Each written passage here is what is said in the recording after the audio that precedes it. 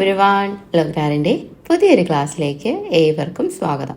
ബാൽബന്റെ തന്നെ പുത്രനായിട്ടുള്ള ഹിമുറായിരുന്നു അടിമ വംശത്തിലെ ഏറ്റവും അവസാനത്തെ രാജാവ്. അദ്ദേഹത്തിന്റെ മരണത്തെ തുടർന്നിട്ടാണ് എന്ത് ചെയ്യുന്നത്, നമ്മുടെ ജലാലുദ്ദീൻ ഖിൽജി അധികാരത്തിലേക്ക് വരുന്നത്. അപ്പൊ ജലാലുദ്ദീൻ ഖിൽജി എന്നൊക്കെ പറയുന്നത് ആ സമയത്ത് ഈ പറയുന്ന ബാൽബന്റെയൊക്കെ സൈന്യത്തിലും ഒക്കെ ഉണ്ടായിരുന്ന വ്യക്തി തന്നെയാണ് കേട്ടോ. 1290 എന്ത് ചെയ്യുന്നത്, ഖിൽജി ഡൈനാസ്റ്റി എസ്റ്റാബ്ലിഷ് ചെയ്യുന്നത്. ബാൽബന്റെ സക്സസർ ആയിട്ടുള്ളവരെയൊക്കെ പരാജയപ്പെടുത്തിയിട്ടുണ്ടെങ്കിൽ അവരുടെ ഒരു അവർ ആ ഒരു ശേഷിക്കുറവ് കാരണമൊക്കെ എന്ത് ചെയ്യാണ്, ഖിൽജി ഡൈനാസ്റ്റി വരികയാണ്. അപ്പോൾ ഈ ഒരു ഡൈനാസ്റ്റി അറിയപ്പെടുന്നത് ഖിൽജി റെവല്യൂഷൻ എന്നും അറിയപ്പെടുന്നുണ്ട്, അതുപോലെ തന്നെ ഡൈനാസ്റ്റിക് റെവല്യൂഷൻ എന്നും അറിയപ്പെടുന്നുണ്ട് കേട്ടോ. ഖിൽജി ഡൈനാസ്റ്റി ആരംഭിച്ചതെന്നാണ് 1290 ആരംഭിക്കുന്നത്. അതുപോലെ തന്നെ ഡൈനാസ്റ്റിക് റെവല്യൂഷൻ എന്നറിയപ്പെടുന്നത് ഏതിനെയാണ്, ഖിൽജി ഡൈനാസ്റ്റിനെയാണെന്നും കൂടി ഓർത്തിരിക്കുക. അപ്പൊ സ്ഥാപകൻ ആരായിരുന്നു, ജലാലുദ്ദീൻ ഖിൽജി ആണ് സ്ഥാപകൻ. ഫിറോസ് എന്നാണ് കേട്ടോ ഇദ്ദേഹത്തിന്റെ പേര് അറിയപ്പെടുന്നത്. അപ്പൊ ഫിറോസ് എന്ന് പറയുന്ന അദ്ദേഹം ജലാലുദ്ദീൻ ഖിൽജി എന്ന നാമത്തിൽ ഡൈനാസ്റ്റി സ്റ്റാർട്ട് ചെയ്യുകയാണ് ചെയ്യുന്നത്. അപ്പൊ ആദ്യത്തെ സുൽത്താനാണ് ഹിന്ദുക്കളോട് കുറച്ചെങ്കിലും ഒരു അനുഭാവമുള്ള ആദ്യത്തെ ഡൽഹി സുൽത്താനായിട്ടുള്ള ആദ്യത്തെ സുൽത്താനായിരുന്നു ആര്, ജലാലുദ്ദീൻ ഖിൽജി എന്ന് പറയുന്നത്. He started the state should be based on willing support of the government, and as the majority of the population was Hindus, the state cannot become truly Islamic. നമുക്ക് ഇദ്ദേഹം എന്താണ് പറഞ്ഞത്, നമ്മുടെ പീപ്പിൾസിന്റെ സപ്പോർട്ടും കൂടെ ഉണ്ടെങ്കിൽ മാത്രമേ എന്ത് ചെയ്യുള്ളൂ, ഭരണം കറക്റ്റായിട്ട് മുന്നോട്ട് പോകുള്ളൂ, അല്ലെങ്കിൽ നമുക്ക് നന്നായിട്ട് തന്നെ ഭരിക്കാൻ പറ്റുള്ളൂ. അതുപോലെ തന്നെ നമ്മുടെ സുൽത്താനേറ്റിൽ കൂടുതലും ഹിന്ദുസാണുള്ളത്. അതുകൊണ്ട് തന്നെ ഒരു Islamic state, truly Islamic state ആയിട്ട് മാറാനായിട്ട് ഒരിക്കലും ഡൽഹി സുൽത്താനേറ്റിന് പറ്റില്ല എന്ന് പറഞ്ഞൊരു വ്യക്തിയാണ് ആര്, ജലാലുദ്ദീൻ ഖിൽജി എന്ന് പറയുന്നത് കേട്ടോ. അഡോപ്റ്റഡ് പോളിസി ഓഫ് ടോളറൻസ്, ഓർത്തിരിക്കുക, പോളിസി ഓഫ് ടോളറൻസ് കൊണ്ടുവന്നത് ആരാണ്, ജലാലുദ്ദീൻ ഖിൽജിയാണ് കൊണ്ടുവന്നത്. കാരണം എല്ലാവരെയും ഒരുപാട് അങ്ങോട്ട് യുദ്ധങ്ങളോട്ടോ അല്ലെങ്കിൽ ഇദ്ദേഹത്തെ ആക്രമിക്കുന്നവരെ പോലും തിരിച്ച് സഹായിക്കുന്ന ഒരു മനോഭാവമായിരുന്നു ആർക്ക്, ഖിൽജി ഡൈനാസ്റ്റിക്ക്, അഥവാ ഖിൽജി ഡൈനാസ്റ്റിയിലെ ജലാലുദ്ദീൻ ഖിൽജിക്ക് ഉണ്ടായിരുന്നത്. അതുപോലെ തന്നെ നോബിൾസിനോടും ഒക്കെ എല്ലാവരോടും ഒരു ടോളറൻസ് മനോഭാവമായിരുന്നു ആർക്കുണ്ടായിരുന്നത്, ജലാലുദ്ദീൻ ഖിൽജിക്ക്. അതുകൊണ്ടാണ് പറയുന്നത് പോളിസി ഓഫ് ടോളറൻസ് ആയിരുന്നു ഇദ്ദേഹത്തിന് ഉണ്ടായിരുന്നത്. അതുകൊണ്ട് തന്നെ ഇദ്ദേഹം നല്ലതാണെന്ന് പറയുന്നവരും ഉണ്ട്, അതുപോലെ തന്നെ ഇദ്ദേഹം വീക്കാണെന്ന് പറയുന്നവരും ഉണ്ട്. ലേറ്റർ ഓൺ ഈ ഭരണത്തിന്റെ സമയത്ത് ജലാലുദ്ദീൻ ഖിൽജിയെ സഹായിച്ചത് ഇദ്ദേഹത്തിന്റെ മരുമകനായിട്ടുള്ളത് തന്നെ അലാവുദ്ദീൻ ഖിൽജി തന്നെയാണ് കേട്ടോ. അലാവുദ്ദീൻ ഖിൽജിനെ അദ്ദേഹത്തിന്റെ ആർമിയുടെ തലവനായിട്ടും മറ്റു പോസ്റ്റുകളിലും എല്ലാം എന്ത് ചെയ്യുന്നുണ്ട്, നിയമിക്കുന്നുണ്ട്. ലേറ്റർ ഓൺ എന്താണ് സംഭവിക്കുന്നത്, അലാവുദ്ദീൻ ഖിൽജി ജലാലുദ്ദീനെ കൊല്ലുകയും സുൽത്താനായിട്ട് മാറുകയാണ് ചെയ്യുന്നത് കേട്ടോ. ലാസ്റ്റ് എന്തായാലും അത് തന്നെയായിരിക്കും സംഭവിക്കുക, ഇരിക്കുന്ന ആളെ കൊല്ലുക, പുതിയ ആൾ വരിക. അത് തന്നെയാണ് ഇവിടെ സംഭവിച്ചത്. അലാവുദ്ദീൻ ഖിൽജി എന്ത് ചെയ്തു, ജലാലുദ്ദീനെ വധിക്കുകയും അതുപോലെ തന്നെ എന്ത് ചെയ്തു, ഭരണത്തിലേക്ക് വരികയും ചെയ്തു. അലാവുദ്ദീൻ ഖിൽജിനെ പറ്റിയിട്ട് നമുക്ക് നോക്കാം. അപ്പം അലാവുദ്ദീൻ ഖിൽജി നമ്മുടെ അത്യാവശ്യം നമുക്ക് പഠിക്കാനുള്ളൊരു സംഭവമാണ് അലാവുദ്ദീൻ ഖിൽജി എന്ന് പറയുന്നത്. അപ്പം ആദ്യം പറയുകയാണെങ്കിൽ ഞാൻ പറഞ്ഞില്ലേ ജലാലുദ്ദീൻ ഖിൽജി എന്തൊക്കെയോ ആയിട്ട് നിയമിച്ചു എന്നുള്ളത്. ഒന്നെന്ന് പറയുന്നത് അസീർ ഐ മമാലിക്, പേര് കേട്ട് അധികം ടെൻഷൻ ആവണ്ട, ഒന്ന് ഓർത്തിരുന്നാൽ മതി. മിനിസ്റ്റർ ഓഫ് വാർ എന്ന് പറയുന്ന അസീർ ഐ മമാലിക്കും അതുപോലെ തന്നെ അമീർ ഐ തുസുക്കും മിനിസ്റ്റർ ഓഫ് സെറമണീസും, ഈ എന്റെയും ചുമതലകൾ വഹിച്ചിരുന്ന വ്യക്തിയാണ് ആര്, അലാവുദ്ദീൻ ഖിൽജി എന്ന് പറയുന്നത്. ജലാലുദ്ദീൻ ഖിൽജി അവിടെ ഭരണകാലത്ത് അലാവുദ്ദീൻ ഖിൽജി അവിടുത്തെ ആർമിയുടെ വാറിന്റെ മിനിസ്റ്ററും അതുപോലെ തന്നെ സെറമണീസിന്റെ മാസ്റ്ററും ഒക്കെ ആയിരുന്നു. അതുപോലെ തന്നെ Jalaluddin's policy of tolerance was reversed by Alauddin. അപ്പോൾ അലാവുദ്ദീന് ടോളറൻസ് ഒന്നും ഉണ്ടായിരുന്നില്ല. അദ്ദേഹത്തിന്റെ ആ ഒരു നയങ്ങളൊന്നും തന്നെ എന്ത് ചെയ്തില്ല, അലാവുദ്ദീൻ ഖിൽജി ഫോളോ ചെയ്തില്ല.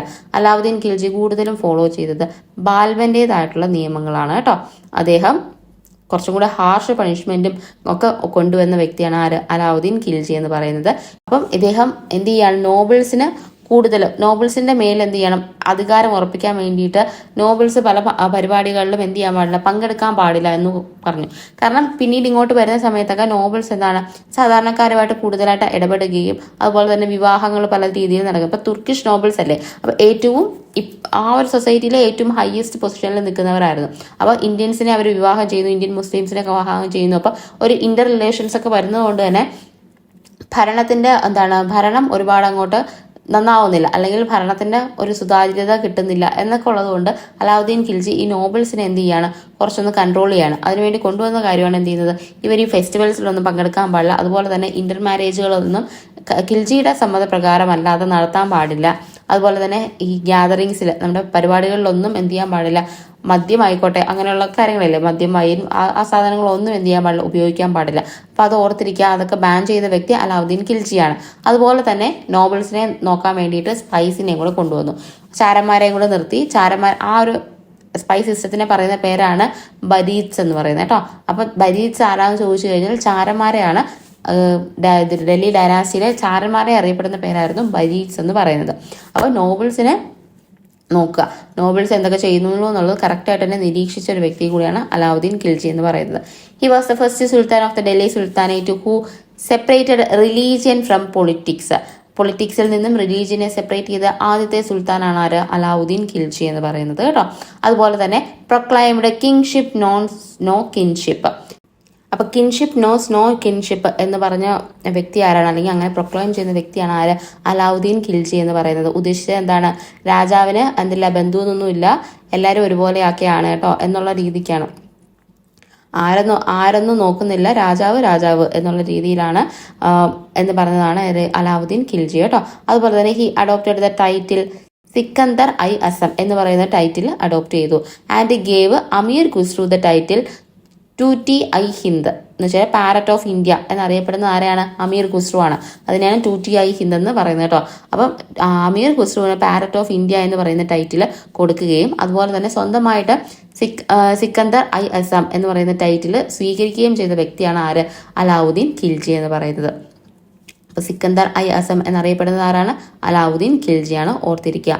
അതുപോലെ തന്നെ നമ്മൾ പറഞ്ഞു ബാക്കിയുള്ള ബാൽബന്റെയൊക്കെ സമയം വരെയും എന്താണ് മംഗോളിയൻ അറ്റാക്കുകൾ എന്താണ് നമ്മൾ തടഞ്ഞു നിർത്തുകയായിരുന്നു ചെയ്തിരുന്നത്. പക്ഷെ അലാവുദ്ദീൻ ഖിൽജി എന്ത് ചെയ്യണം, മംഗോളുമായിട്ട് അറ്റാക്ക് ചെയ്യുന്ന ഒരു വ്യക്തിയായിരുന്നു അലാവുദ്ദീൻ ഖിൽജി എന്ന് പറയുന്നത്. അപ്പൊ അറ്റാക്ക് ചെയ്യുക മാത്രമല്ല എന്ത് ചെയ്യാണ്, പരാജയപ്പെടുത്തുകയും ചെയ്തു കേട്ടോ പല ബാറ്റിലുകളിൽ. ഒന്നാമത്തെ ബാറ്റിൽ ജലന്ധറിൽ നടന്നതും അതുപോലെ തന്നെ കിലിയിൽ നടന്നതും അമോറിൽ നടന്നതും അതുപോലെ രവിയിൽ നടന്ന എല്ലാ ബാറ്റിൽസിലും മംഗോൾസിനെ എന്ത് ചെയ്യാണ്, പരാജയപ്പെടുത്തിയ വ്യക്തിയാണ് അലാവുദ്ദീൻ ഖിൽജി എന്ന് പറയുന്നത്.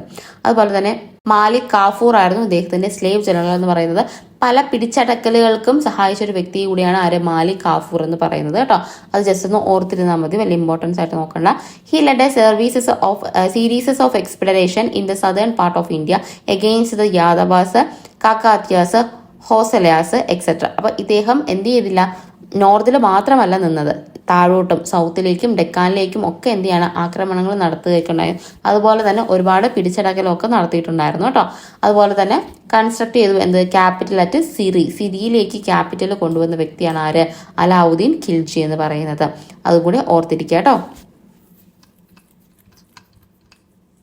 ഇനി ഇദ്ദേഹത്തിന് അലാവുദ്ദീൻ ഖിൽജിയുടെ മിലിറ്ററി റിഫോംസ് എന്തൊക്കെയാണ് എന്നാണ് പറയുന്നത്, ഇമ്പോർട്ടന്റ് ആണ്, ഓർത്തിരിക്കുക.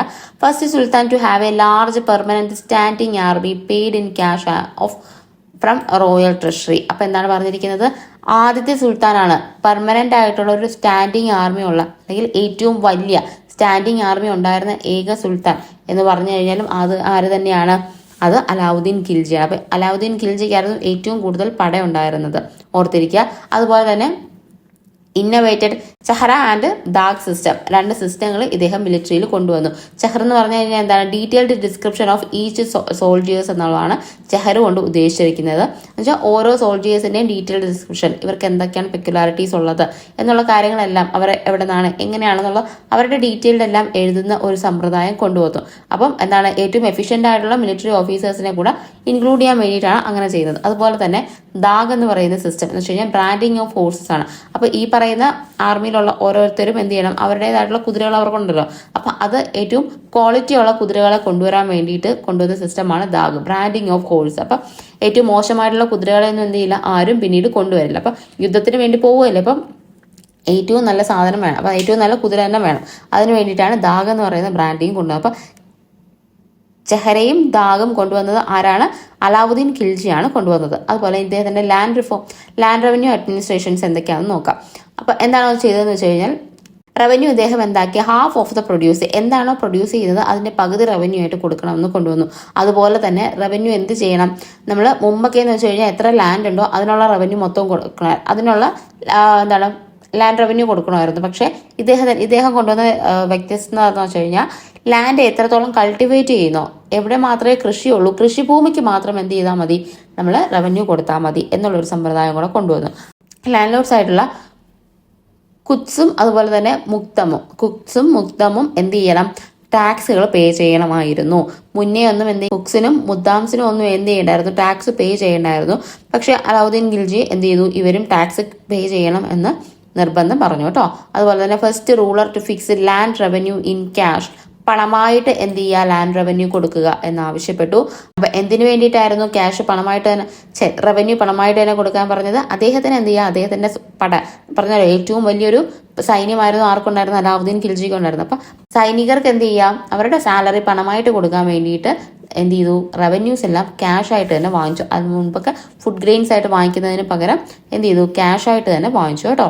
അതുപോലെ തന്നെ യൂണിറ്റ് ഓഫ് മെഷർമെന്റ് എന്ന് പറയുന്നത് ബിസ്വ ആക്കി മാറ്റി. അപ്പൊ ബിസ്വ എന്ന് പറയുന്നത് എന്താണെന്ന് ചോദിച്ചു കഴിഞ്ഞാൽ അത് സാധനങ്ങളുടെ അളവ് തൂക്കത്തിന് വേണ്ടിയിട്ട് ഉപയോഗിക്കുന്ന ഒരു യൂണിറ്റ് ആയിരുന്നു ബിസ്വ എന്ന് പറയുന്നത്, ഓർത്തിരിക്കുക. Imposed 1/5 of the produce and along with its house tax and poster tax. അപ്പം എന്ത് ചെയ്തു, പ്രൊഡ്യൂസിന് പല പല ടാക്സുകൾ കൊണ്ടുവന്നു. ഹൗസ് ടാക്സ് ആയിട്ടുള്ള ഗാർഹി, അതുപോലെ തന്നെ പാസ്റ്റർ ടാക്സ് ആയിട്ടുള്ള ചാരിയൊക്കെ എന്ത് ചെയ്തു, ഇദ്ദേഹം ഇൻട്രൊഡ്യൂസ് ചെയ്തു, അഥവാ ഇമ്പോസ് ചെയ്തു. അതുപോലെ തന്നെ അബോളിഷ്ഡ് ഹെഡ്മാൻ്റെ സെസ് ആയിട്ടുള്ള കിസ്മത്ത് ഐ കുതി എന്ത് ചെയ്തു, അബോളിഷ് ചെയ്തു, ഇല്ലാതാക്കുകയൊക്കെ ചെയ്തു കേട്ടോ. അപ്പോൾ ഇതൊക്കെ ജസ്റ്റ് ഒന്ന് ഓർത്തിരിക്കാനായിട്ട് ശ്രമിക്കുക. അലാവുദ്ദീൻ ഖിൽജിയുടെ സമയത്താണ് വന്നത് എന്നുള്ളത്, അദ്ദേഹത്തിന്റെ അഡ്മിനിസ്ട്രേഷൻസ് ആണ് കേട്ടോ ഇതെല്ലാം. കോൺഫിസിക്കേറ്റഡ് റിലീജിയസ് എൻഡോമെന്റ്സ് ആൻഡ് ഫ്രീലാൻസ്, അതുപോലെ തന്നെ എന്താണ്, ഇനാം കൊടുക്കുന്ന പരിപാടികളെല്ലാം എന്ത് ചെയ്തു, ഇദ്ദേഹം നിർത്തലാക്കി. എന്ന് വെച്ച് കഴിഞ്ഞാൽ നിർത്തലാക്കല കണ്ടുകെട്ടുകയൊക്കെ ചെയ്തു. എന്താണ്, വെറുതെ കൊടുത്ത ലാൻഡുകളും റിലീജിയസിന്റെ ആവശ്യത്തിന് വേണ്ടി റിലീജിയസ് പർപ്പസ് ആയിട്ടൊക്കെ ബാക്കിയുള്ളവർ എന്ത് ചെയ്തിട്ടുണ്ട്, ഫ്രീലാൻസ് ഒക്കെ കൊടുത്തിട്ടുണ്ടായിരുന്നു. അപ്പം അതെല്ലാം എന്താണ്, കണ്ടുകെട്ടുകയൊക്കെ ചെയ്ത വ്യക്തിയാണ് ആര്, അലാവുദ്ദീൻ ഖിൽജി എന്ന് പറയുന്നത് കേട്ടോ. അതുപോലെ തന്നെ he created the post of Mustakhraj to collect revenue. അപ്പൊ നമ്മൾ പഠിച്ചിട്ടില്ലേ, മാർത്താണ്ഡവർമ്മയുടെ മല്ലൻ ശങ്കരൻ, അതുപോലെ തന്നെ മസ്തക രാജ് റവന്യൂ കളക്ട് ചെയ്യണമെങ്കിൽ നല്ല ആരോഗ്യമൊക്കെ വേണ്ടേ. അതുപോലെ മസ്തകം എന്ന് വെച്ച് കഴിഞ്ഞാൽ ആന എന്നൊക്കെ നമ്മൾ പറയത്തില്ല. അപ്പോൾ മസ്തക രാജ് എന്ന് പറയുന്ന വ്യക്തിയെ നിയമിച്ചു. എന്തിനാണ്, കളക്ട് റവന്യൂ. അതൊരു പോസ്റ്റ് ആണ് കേട്ടോ, ആളുടെ പേരല്ല, പോസ്റ്റ് ആണ്. മസ്തക രാജ് എന്ന് വെച്ച് കഴിഞ്ഞാൽ റവന്യൂ കളക്ട് ചെയ്യുന്ന വ്യക്തിയാണ് ആര്, മസ്തക രാജ് എന്ന് പറയുന്നത്. അപ്പൊ അത് നിയമിച്ചത് ആരാണ്, അലാവുദ്ദീൻ ഖിൽജിയാണ്, ഓർത്തിരിക്കുക. അതുപോലെ തന്നെ അദ്ദേഹത്തിന്റെ നിർമ്മിതികളാണ് പറയുന്നത്. ഹൗസ് ഐ അലി എന്ന് പറയുന്നത്, സിറി ഫോർട്ട്, അതുപോലെ തന്നെ അലൈ ദർവാസ മോസ്റ്റ് ഇമ്പോർട്ടൻ്റ്, ഓർത്തിരിക്കുക. കുത്തബ് മിനാറിന്റെ എൻട്രൻസ് കവാടത്തിനെയാണ് നമ്മൾ കയറുന്ന കവാടത്തിന് നമ്മൾ അറിയപ്പെടുന്ന പേരാണ് അലൈ ദർവാസ. അത് പണി കഴിപ്പിച്ചത് നമ്മുടെ അലാവുദ്ദീൻ ഖിൽജിയാണ് കേട്ടോ, അത് ഓർത്തിരിക്കുക. അതുപോലെ സിറി ഫോർട്ട് പണിഞ്ഞു. അതുപോലെ തന്നെ ഹൗസ് ഐ അലി എന്ന് പറയുന്ന ഒരു സംഭവം കൂടെ അദ്ദേഹം പണിഞ്ഞിട്ടുണ്ടായിരുന്നു. അതുപോലെ ഇദ്ദേഹത്തിന്റെ മാർക്കറ്റ് റിഫോംസ് എന്തൊക്കെയാണെന്ന് നോക്കുക. ആദ്യം തന്നെ എന്ത് ചെയ്തു, ഇദ്ദേഹം കമോഡിറ്റീസിന്, അവിടുത്തെ സാധനങ്ങൾക്ക് എന്ത് ചെയ്തു, പൈസ എന്ത് ചെയ്തു, ഫിക്സ് ചെയ്തു. ഒരു ഫിക്സഡ് പ്രൈസ് ആണ്, എവിടെ ചെന്നാലും ആ ഒരു സംഭവത്തിന് ഫിക്സഡ് പ്രൈസ് ആക്കി മാറ്റി. അപ്പൊ മുന്നേ അങ്ങനെയൊന്നും അല്ല, നമുക്ക് പല പല സിസ്റ്റങ്ങളും ഉണ്ടായിരുന്നല്ലോ. അപ്പൊ ഈ അലാവുദ്ദീൻ ഖിൽജി കൊണ്ടുവന്ന സമ്പ്രദായമാണ് എന്ത്, എല്ലാ കമോഡിറ്റീസിനും ഫിക്സഡ് ആയിട്ടുള്ള ഒരു കോസ്റ്റ് ഉണ്ടായിരുന്നു. മെയിൻലി ഇദ്ദേഹം ഈ റിഫോമുകളെല്ലാം ചെയ്യുന്നത് എന്തിനു വേണ്ടിയിട്ടായിരുന്നു, ഇദ്ദേഹത്തിന്റെ ആ ഒരു പടയെ നിയന്ത്രിച്ച് നിർത്താൻ വേണ്ടിയിട്ടാണ് കേട്ടോ. കാരണം മുമ്പൊക്കെ എന്താണ്, ഇക്തകൾ കൊടുത്തോണ്ടാണ് ഇരുന്നത്. ഈ മേജറിന് എന്ത് ചെയ്യും, ഇക്ത കൊടുക്കും. അവരെന്ത് ചെയ്യും, ആ പടയെ നിലനിർത്താൻ വേണ്ടിയിട്ട് ഇക്തയിലെ എന്താണ് കൃഷി ചെയ്യും. അതിൽ നിന്നുള്ള ടാക്സും കാര്യങ്ങളും എല്ലാം പിരിച്ചെടുത്ത് ചെയ്യുമായിരുന്നു. പക്ഷെ ഇപ്പൊ എന്താണ്, സോൾജേഴ്സിന് അവരവരുടെ കയ്യിൽ പണമായിട്ടാണ് എന്ത് ചെയ്യുന്നത്, ശമ്പളം കൊടുക്കുന്നത്. അപ്പൊ എന്ത് ചെയ്യണം, ശമ്പളം കൊടുക്കാൻ പൈസ വേണം. ശമ്പളം എന്ത് ചെയ്യണം, കുറച്ച് കൊടുക്കണമെങ്കിൽ എന്ത് ചെയ്യണം, മാർക്കറ്റിൽ അതിനനുസരിച്ചുള്ള വിലയെ ഉണ്ടാവാൻ പാടുള്ളൂ. നമുക്ക് ശമ്പളം എന്തിനാണ്, നമുക്ക് ചിലവാക്കാനാണ്, നമ്മൾ ഓരോരോ സാധനങ്ങൾ മേടിക്കാനാണ് നമുക്ക് പൈസ എന്ന് പറയുന്നത്. അപ്പൊ സാധനങ്ങൾക്കൊക്കെ വില കുറഞ്ഞു കഴിഞ്ഞാൽ എന്ത് ചെയ്യും, നമ്മുടെ ചിലവ് എന്ത് ചെയ്യും, കുറയും. അപ്പൊ നമ്മൾ ചിലവ് കുറഞ്ഞു കഴിഞ്ഞാൽ നമുക്ക് സാലറി എന്ത് ചെയ്യുന്നത്, കുറച്ച് എടുത്താൽ മതി എന്നുള്ളതായിരുന്നു അലാവുദ്ദീൻ ഖിൽജിയുടെ നയം എന്ന് പറയുന്നത്. അപ്പം കമോഡിറ്റീസിനെയൊക്കെ വില ഫിക്സ് ചെയ്തു. അപ്പൊ തന്നെ എന്ത് ചെയ്തു, ആളുകൾക്ക് അതിനൊക്കെയുള്ള ചിലവ് എന്ത് ചെയ്തു, കുറഞ്ഞു. അപ്പൊ എന്ത് ചെയ്തു, സോൾജേഴ്സിന് അതിനനുസരിച്ച് പൈസ കുറഞ്ഞ സാലറിയിലാണ് ഇദ്ദേഹം എന്ത് ചെയ്തത്, ഇത്രയും വലിയൊരു പടയെ നിയന്ത്രിച്ച് നിർത്തിയിരുന്നത് കേട്ടോ. അപ്പൊ അതാണ് മാർക്കറ്റ് റിഫോംസിന്റെയൊക്കെ മെയിൻ ഉദ്ദേശം എന്ന് പറയുന്നത്. അപ്പോൾ ഫോർ ദിസ് പർപ്പസ് എന്താണ്, കമോഡിറ്റീസിന്റെ വില കുറയ്ക്കുന്നതിന് വേണ്ടിയിട്ട് ഇദ്ദേഹം 3 മാർക്കറ്റുകളാണ് കൊണ്ടുവന്നത്. ഒന്നെന്ന് പറയുന്നത് ഫുഡ് ഗ്രെയിൻസിന് വേണ്ടി മാത്രമുള്ള മാർക്കറ്റ്, അതിനെ അറിയപ്പെടുന്ന പേരാണ് മന്തി എന്ന് കേട്ടോ. അത് ഓർത്തിരിക്കുക എളുപ്പമല്ലേ, നമ്മൾ മന്തി ആലോചിച്ചാൽ മതിയല്ലോ. രണ്ടാമത്തത് ക്ലോത്തിന് വേണ്ടിയിട്ടുള്ള മാർക്കറ്റായിരുന്നു, അതാണ് സരൈ അടൽ എന്ന് പറയുന്നത് കേട്ടോ. സാരി എന്ന് ആലോചിച്ചാൽ മതി. സരായി അടൽ എന്ന് പറയുന്നതാണ് ക്ലോത്തിന് വേണ്ടിയിട്ടുള്ള മാർക്കറ്റ്. പിന്നെ മൂന്നാമത്തെ മാർക്കറ്റാണ് ബാക്കിയുള്ളതിനുള്ളത്. ഹോഴ്സസ് ആയിക്കോട്ടെ, സ്ലേവ്സ്, കാറ്റിൽസ്, ബാക്കിയുള്ള ഈ പറയുന്ന ചന്തകളെല്ലാം എന്താണ് അതിനകത്ത് പെടും. അപ്പം ഈ 3 തരത്തിലുള്ള മാർക്കറ്റുകളായിട്ടാണ് തിരിച്ചിരുന്നത് കേട്ടോ. അപ്പം ഫുഡ് ഗ്രെയിൻസിന് വേണ്ടിയിട്ട് സെപ്പറേറ്റ് മാർക്കറ്റ് ഉണ്ടായിരുന്നു, ക്ലോത്തിന് വേണ്ടിയിട്ടൊരു മാർക്കറ്റ് ഉണ്ടായിരുന്നു, ബാക്കി പറയുന്ന ഹോഴ്സസ്, സ്ലേവ്സ്, കാറ്റിൽസ് എന്നിവയ്ക്കൊക്കെ വേണ്ടിയിട്ട് മറ്റൊരു മാർക്കറ്റ് ഉണ്ടായിരുന്നു. അതുപോലെ തന്നെ ഈ മാർക്കറ്റിന്റെ കാര്യങ്ങളൊക്കെ നിയന്ത്രിക്കാൻ വേണ്ടിയിട്ട്, അല്ലെങ്കിൽ ഇതെല്ലാം ശരിയായിട്ടാണോ നടക്കുന്നത്, ആരെങ്കിലും പറഞ്ഞ റൂൾസ് ഒക്കെ തെറ്റിക്കുന്നുണ്ടോ എന്നൊക്കെ നോക്കാൻ വേണ്ടിയിട്ടൊരു സൂപ്രണ്ടിനെ നിയമിച്ചു. അതാണ് ഷഹാന ഐ മന്തി എന്ന് പറയുന്നത് കേട്ടോ. ഷഹാന ഐ മന്തി എന്ന് പറയുന്നത്. ഇദ്ദേഹത്തെ സഹായിക്കാൻ വേണ്ടി വന്നവരാണ് മറ്റേവർ രണ്ടും, നിയാബ് ഐ റിയാസത്തും അതുപോലെ ദിവാൻ ഐ റിയാസത്തും എന്ന് പറയുന്നത്. അപ്പം ഇതൊക്കെ മാർക്കറ്റ് റിഫോംസിന്റെ ഭാഗമായിട്ട് അദ്ദേഹം കൊണ്ടുവന്ന പുതിയ പുതിയ പോസ്റ്റുകളായിരുന്നു, അത് ഓർത്തിരിക്കാം. അതുപോലെ തന്നെ he also received daily reports of market from Barids. നമ്മൾ ബാരിറ്റ്സ് ആരാന്ന് പറഞ്ഞു, ചാരന്മാരാണ്.